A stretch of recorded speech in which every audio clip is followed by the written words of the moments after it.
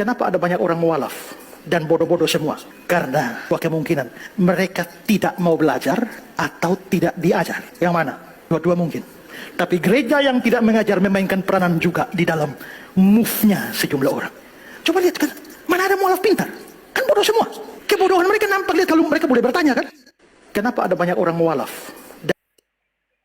Tampol nggak nih? Tampol, kita tampol si pendeta gendut perut babi ini ya. Assalamualaikum warahmatullahi wabarakatuh. Alhamdulillah wa syukurillah, assalat wassalam ala asrafil anbiya wal mursalin Muhammadin wa ala alihi wa sahbihi wa man tabi'ahu bi isani ila yaumiddin.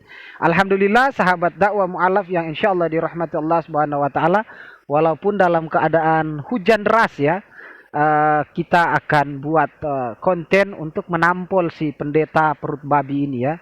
Saya sebut saja dia perut babi ya karena memang perutnya gendut kayak babi ya. Saking kebanyakannya makan makanan yang bukan makanannya ya, atau makanan haram ya. Kenapa saya bilang makanan haram? Karena mereka ini adalah para pengepul perpuluhan, sementara perpuluhan bukan untuk pendeta melainkan hanya khusus untuk orang Lewi. Ya, ini yang akan kita bahas dalam kesempatan kali ini, yaitu kenapa banyak mu'alaf ya, dan mu'alaf itu bodoh-bodoh semua. Kita buktikan mu'alaf bodoh atau tidak malam hari ini, saudara-saudara.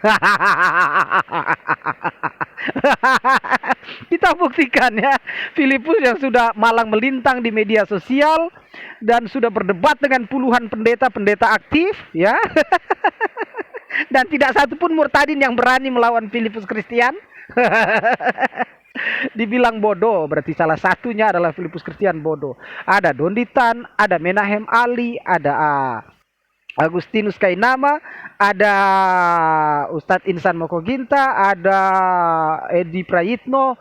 Wah, banyak banget ya. Saya udah nggak tahu ya, puluhan, bahkan di TikTok tuh ratusan mu'alaf yang setiap malam tuh menghancurkan perpuluhan ya. Oke, kita akan buktikan ya, dan kita akan bahas malam hari ini ya. Karena saya coba live tadi ngadat, nge-lag ya, rungkat, tidak mampu jaringannya ya, karena memang hujan di sini dan listrik juga padam. Ini kita pakai baterai ya. Kita pakai aki ya.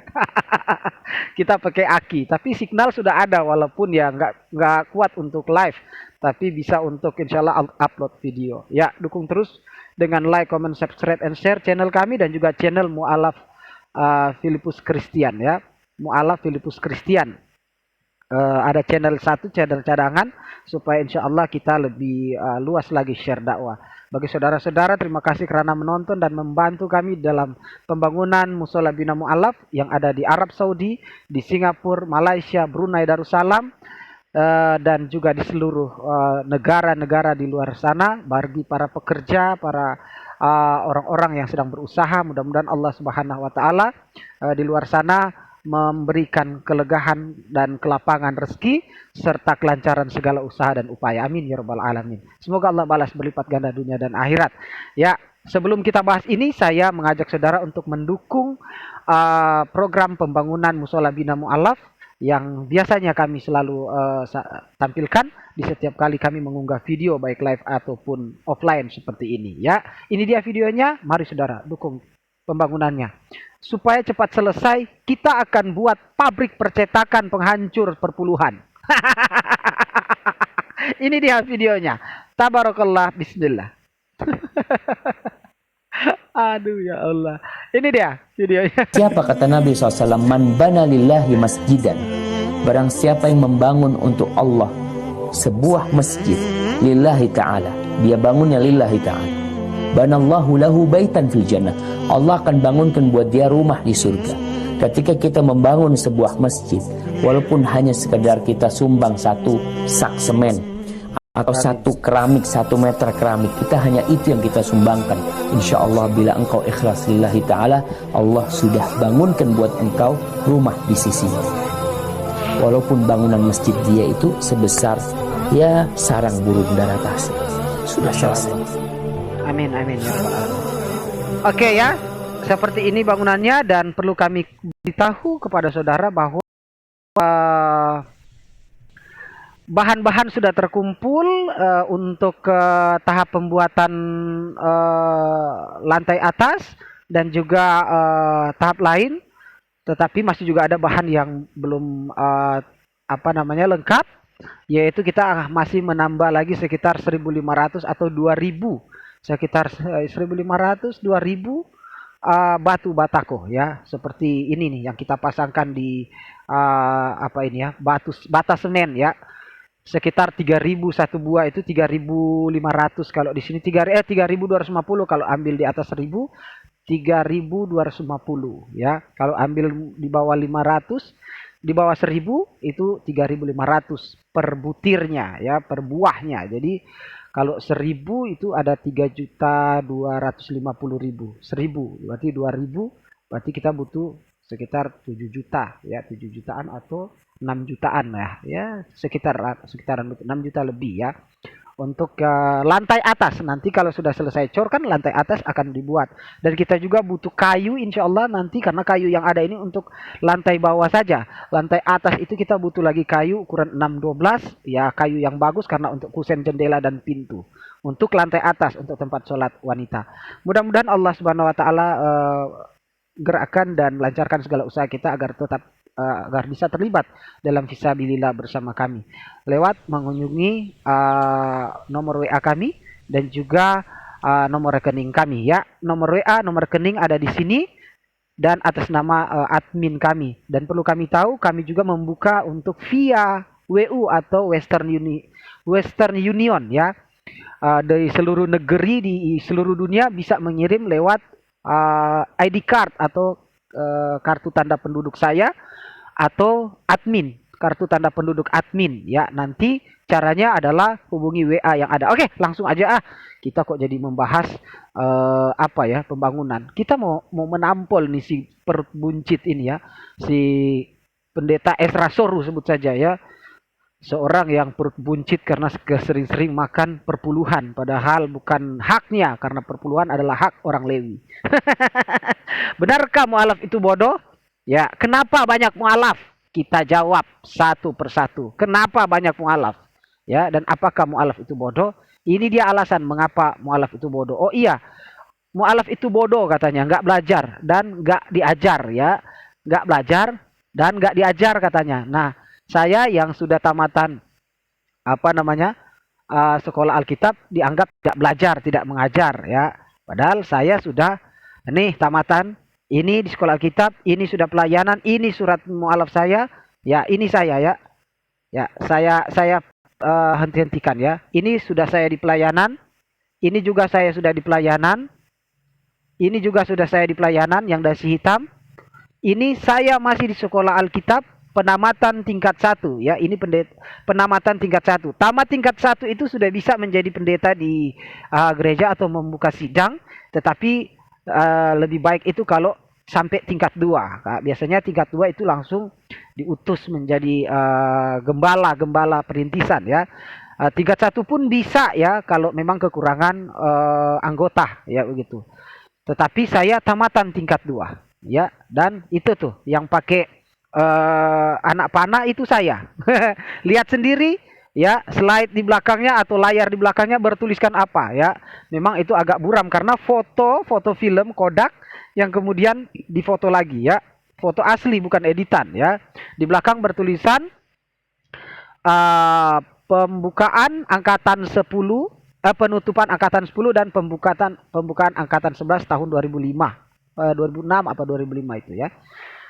Ya, sekolah Alkitab itu ada tema sekolah Alkitab Merauke, dan juga itu ada temanya, ada dikutip dari ayat Alkitab. Di sebelah kanan begini saya, atau sebelah kiri orang-orang yang berdiri, itu ada logo sekolah Alkitab, sekolah pendeta karismatik.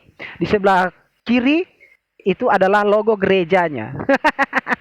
Jelas ya saya dari gereja mana, dari lulusan sekolah Alkitab atau sekolah pendeta yang mana. Jelas. Sejelas-jelasnya, nggak pernah belajar katanya dan nggak pernah diajar. Itu yang dikatakan oleh si gendut perut buncit ini ya, katanya nggak pernah belajar. Coba kita dengarkan lagi. Kenapa ada banyak orang mualaf dan bodoh-bodoh semua. Nah, tuh kan, dan bodoh-bodoh semua. Kenapa kami mualaf, Pak Pendeta? Ini salah satu. Ini kita bahas terus ini ya, karena semalam saya seperti nggak puas, masih emosi saya. Ini dia kenapa saya mualaf dan kami mualaf. Agama Kristen 100% pagan ke neraka. Saya Pendeta Tan Hoinai. Bapak Ibu Saudara, Anda tahu agama pagan? Pernah dengar? Agama pagan adalah agama penyembah berhala. Agama Kristen 100% agama pagan itu agama penyembah berhala. Itu saya ulang. Agama Kristen adalah agama pagan, agama penyembah berhala. Siapa yang bilang? Pendeta Henry Tandianta, Magister of Theologia, S2 Teologia. Siapa yang bilang? Bukan kami yang sudah mualaf. Orang yang masih Kristen menganggap adalah Kristen itu adalah agama pagan penyembah berhala. Itu kata pendeta, bukan kata kami yang sudah mualaf. Kau jangan nyinggung-nyinggung mualaf, bodoh. Siapa yang bodoh? Kami yang udah mualaf atau yang masih pendeta? 1, 2. Ini pendeta saya, juga. Gua tidak percaya, dan ini akan disebut sesat oleh banyak orang Kristen. Iya Gua dong. tidak percaya bahwa Alkitab nggak pernah salah. Nah, gua nggak percaya kalau Alkitab nggak pernah salah. Alkitab selalu salah. Coba dengar. Kristen umum itu percaya yang namanya inerrancy of Bible. Artinya Alkitab tuh nggak mungkin salah. Kalau dia bilang bumi diciptakan 6 hari, ya 6 hari. 6 hari.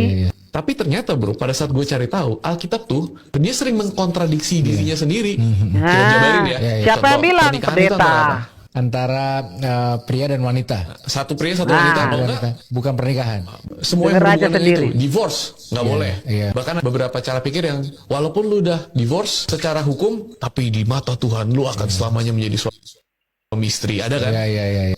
Nah, cerai di mata hukum, tetapi di mata Tuhan tetap suami istri. Padahal Tuhan sendiri bilang, hormatilah Tuhan, kasihlah Tuhan Allahmu, berikanlah kepada kaisar dan berikanlah kepada Tuhan apa yang milik Tuhan, berikan kepada kaisar apa yang menjadi milik kaisar. Bahkan Tuhan mengatakan dalam Alkitab bahwa pemerintah adalah wakil Allah. Wah, dia yang nyuruh hormat pemerintah, dia yang nggak taat kepada keputusan pemerintah.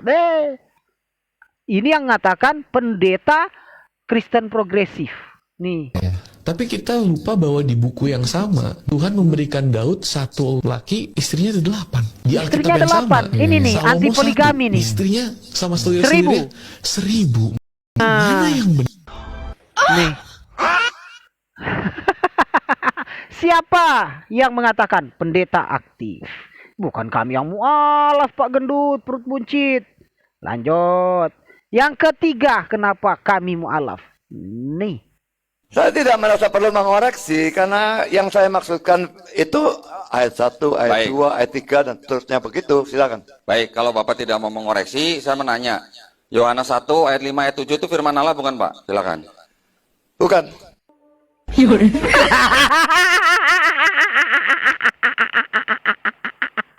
Kata pendeta-pendeta yang berdialog dengan para mualaf. Ini mualaf kan bodoh semua nih. Termasuk Donditan dong. Bodoh banget dia. Filipus Kristian lebih bodoh lagi. Guru saya saja. Donditan adalah guru saya saja. Bodoh apalagi Filipus Kristian. Rajanya bodoh kan. Nah ini oleh Gurunda Donditan mengatakan. Ya udah kalau nggak mau dikoreksi. Saya akan mau bertanya. Yohanes pasal berapa tadi, ayat berapa, itu firman Tuhan atau bukan? Bukan. Isi Alkitab ternyata banyak yang bukan firman Tuhan. Jadi kami pindah karena akal kami terbuka, Pak Perut Buncit. Saya ulangi lagi. Oke, ulangi lagi video ini. Ini mualaf ini versus pendeta aktif. Kan mualaf bodoh nih. Ya kan, mualaf kan bodoh. Nah, dengar aja nih.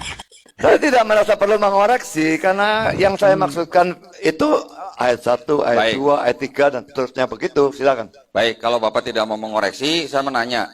Yohanes 1 ayat 5 ayat 7 itu firman Allah bukan Pak? Silakan. Bukan. Yohanes.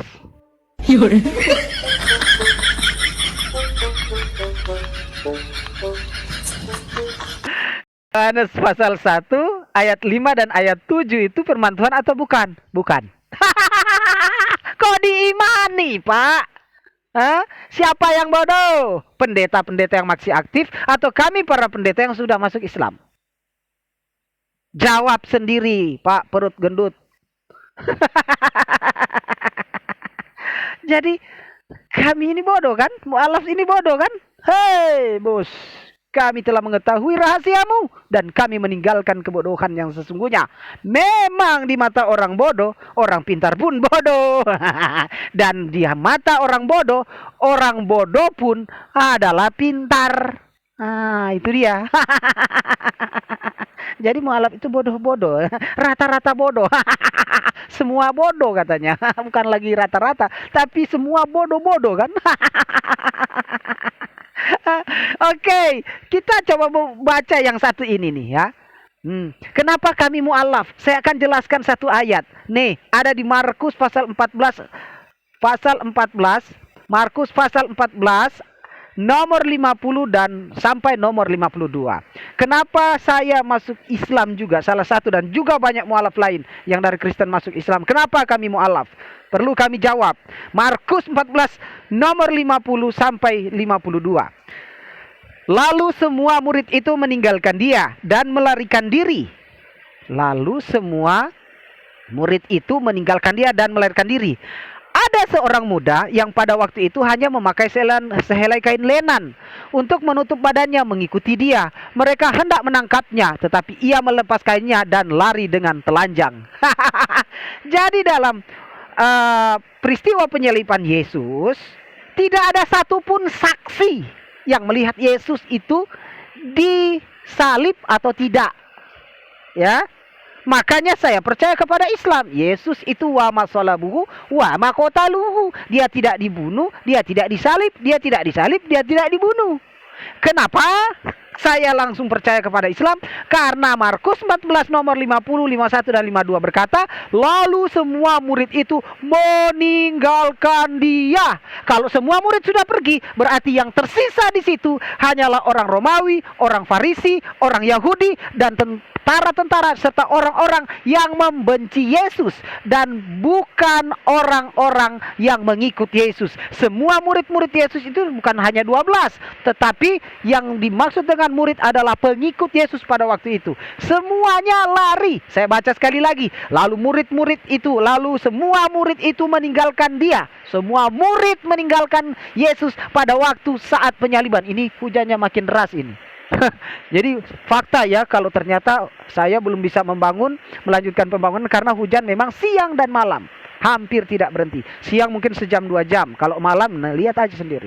Ya, saya baca sekali lagi. Lalu semua murid itu meninggalkan dia. Ini peristiwa Markus 14:50 ini 50 sampai 52 ini berbicara tentang penyaliban Yesus. Dan saat Yesus disalib, lalu semua murid itu meninggalkan dia dan melarikan diri. Kalau semua murid-murid Yesus, pengikut-pengikut Yesus lari, siapa saksi bahwa Yesus disalib? Gak ada. Maka Yesus disalib atau tidak, kalian hanya mendapatkan berita dan informasi dari orang Farisi, orang Yahudi, dan orang Romawi. Tidak ada sama sekali dari murid Yesus yang menyaksikan secara langsung bahwa Yesus itu disalib. Mikir, jadi siapa yang bodoh? Esra Soru, perut muncit, perut babi, mu'alaf, bodoh semua, atau yang masih aktif makan babi dan masih aktif nyuri perpuluhan, padahal itu untuk orang Lewi, bukan orang-orang yang di luar suku Lewi. Mikir. Nah, demikian mudah-mudahan kita semua diwaraskan oleh Allah Subhanahu wa taala karena hujan makin deras. Saya akhir sampai sini. Siapa yang bodoh? Silakan jawab sendiri. Tabarakallahu fikum, jazakallahu khairan katsiran. Subhana wa bihamdika asyhadu an la ilaha illa anta wastaghfiruka wa atubu ilaik. Assalamualaikum warahmatullahi wabarakatuh.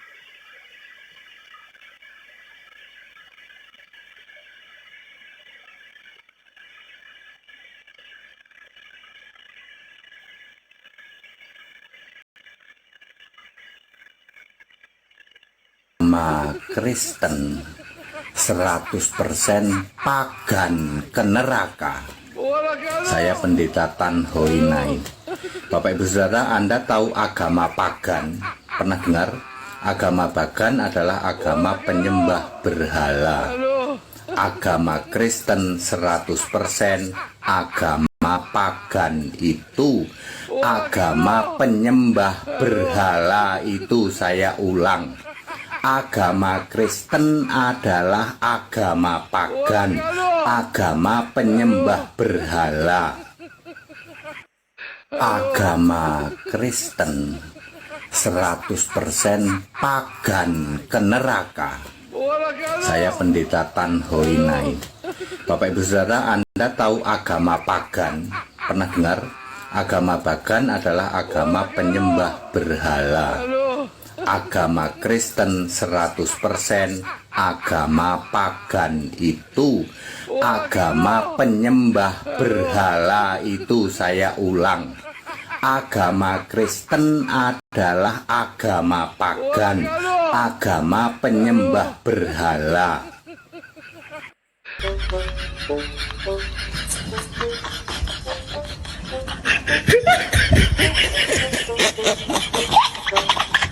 Saya tidak merasa perlu mengoreksi karena yang saya maksudkan itu ayat 1, ayat Baik. 2, ayat 3 dan seterusnya begitu. Silakan. Baik, kalau Bapak tidak mau mengoreksi, saya menanya. Yohanes 1 ayat 5 ayat 7 itu firman Allah bukan Pak? Silakan. Bukan.